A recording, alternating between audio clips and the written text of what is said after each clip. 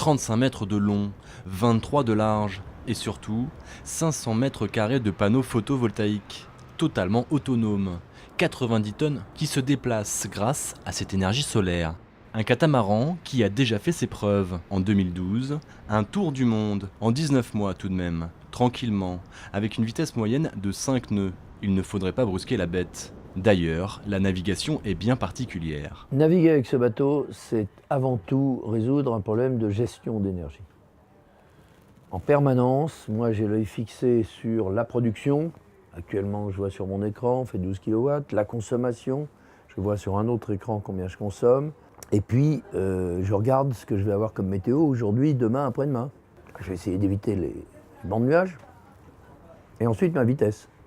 Qui dit vitesse dit consommation. Donc, quand on sent que c'est un peu difficile pour les prochains jours, on diminue la vitesse de façon à moins consommer. Les panneaux alimentent les moteurs, mais pas seulement. 8 tonnes de batteries sont situées dans les flotteurs. Ce qui représente une capacité de 1 MWh.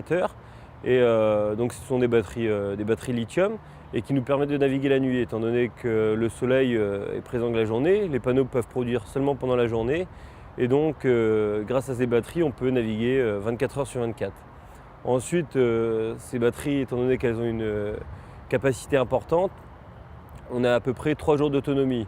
Mais après, il faut savoir que tous les jours, même si le temps est couvert, on a quand même un peu d'énergie revendue par le soleil.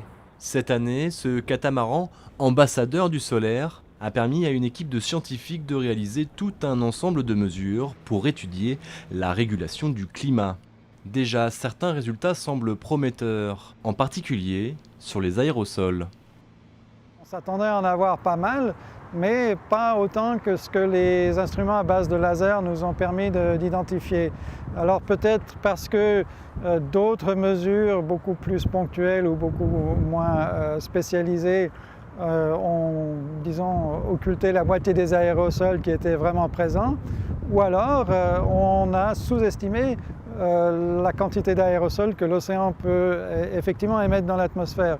Et si on a sous-estimé ça, c'est qu'on a peut-être sous-estimé le rôle des aérosols d'origine océanique dans la régulation climatique. Donc ça sera très intéressant d'affiner un peu ces résultats. Des mesures de l'eau, de l'air, avec un bateau qui n'émet aucun polluant, un véritable atout pour ces scientifiques.